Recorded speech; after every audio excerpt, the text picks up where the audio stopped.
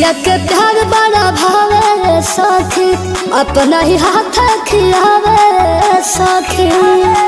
ए सखी सुन ना, पिया के प्यार बड़ा भावे सखी, अपना ही हाथ खिलावे सखी।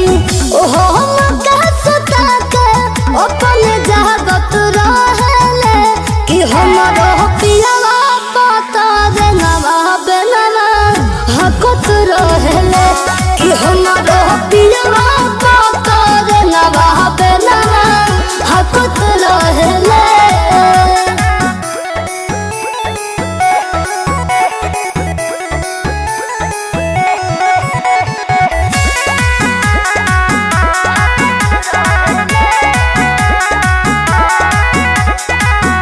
हमारो बलमुआ हम पे प्यार बरसा दे सखी, तनको खिसियाए हमके लागस मनावे सखी। सुना हमारो बलमुआ हम पे प्यार बरसा दे सखी, तनको खिसियाए हमके लागस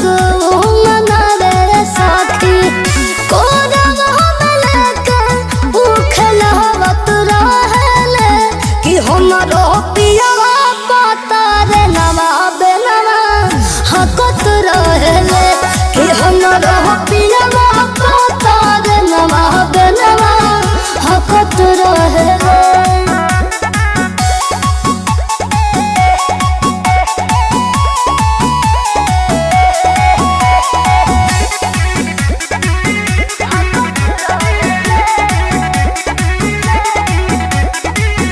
जिंदगी खुशहाल बात पाके वही संपत्ति साथी, प्रेमी अमित में न कमी करती साथी।